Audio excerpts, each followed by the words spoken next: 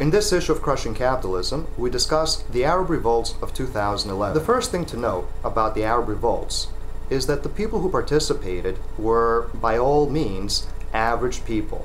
They looked and talked and behaved and thought just like anybody else.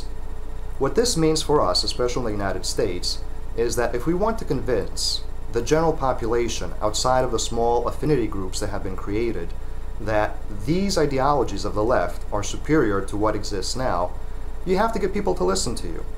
But who's going to want to listen to someone talk about revolution if they reek and look as if they're homeless? Now, the problem is that although this is superficial, at the end of the day, I as a family man am not going to listen to someone that looks like they're homeless talking about revolution and ideology and ideals in the sky in the by and by. The next thing to note about the Arab revolts is that they were massive. And that's a major problem in the United States. People simply do not go out to protest. And if you don't have big numbers hitting the streets, those in authority are probably not going to care to pay any attention to you. But does that mean that mass protests are sufficient? As the Arab revolts have indicated, absolutely not. For example, there have been great mass protests in Wisconsin and other states where collective bargaining itself has been attacked when it comes to public employees.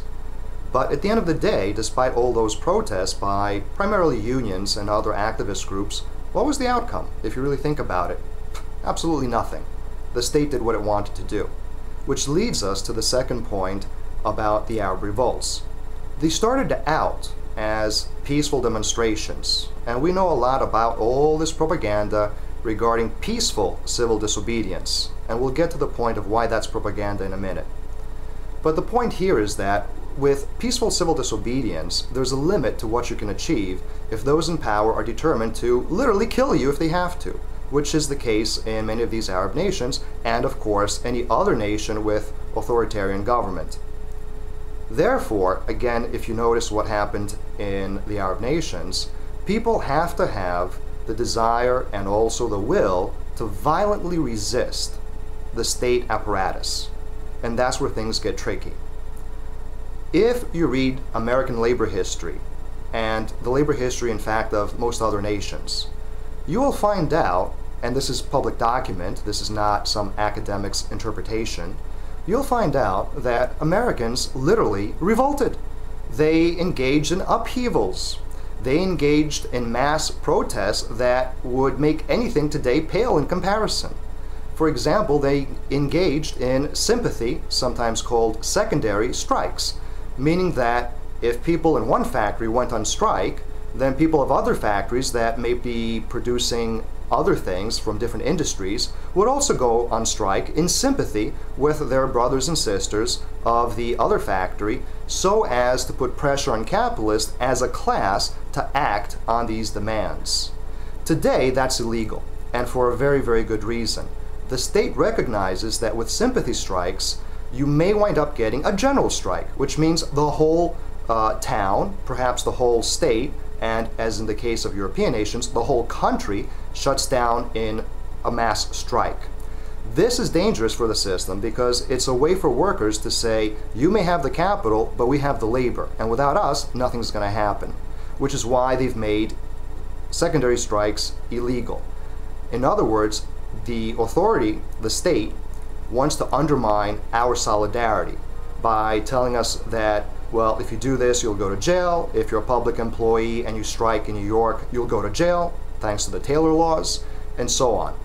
But did the Arabs, when they were revolting, say, oh my God, the law says I can't revolt. Mubarak says he's going to arrest us if we don't get off the streets. No. What they said is go to hell. And that's a very important lesson for us. Today, labor unions, activists, and so forth cannot simply rely on a tidy demonstration which, at the end of the day, when everybody goes home, has accomplished nothing other than leave some trash on the streets for the street cleaners to pick up. People who engage in mass protest must be able and willing to do exactly what the Arabs have done and what American citizens have done in the past, and that is become far more militant and actually threaten the system. I'll give you some examples. In the past, and this happened many times, the protesters, the workers, would actually take over the governance of their towns and put in jail the mayor, the sheriff, and all the officials of the town, including the businessmen. Why not do this today? Why not take over our towns and say to those who govern them, you're fired, we don't need you anymore? That's going to scare them. Oh, but the law. The law was not passed by you, it was not passed by me. The law was passed by those in power to stay in power and keep you where you are now. Therefore, ignore the law. That's exactly what Martin Luther King would tell us, as well as many others. You do not obey the law that was designed to enslave you.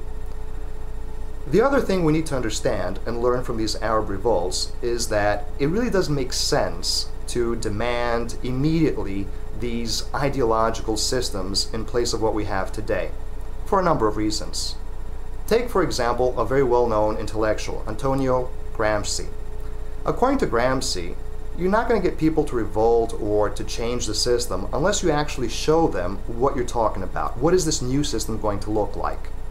And the sad truth is that we do not have enough societal education, we do not have enough critical pedagogy, thanks to the gutting of real education by the state so that the masses don't get a real education and wake up and understand what their real rights are.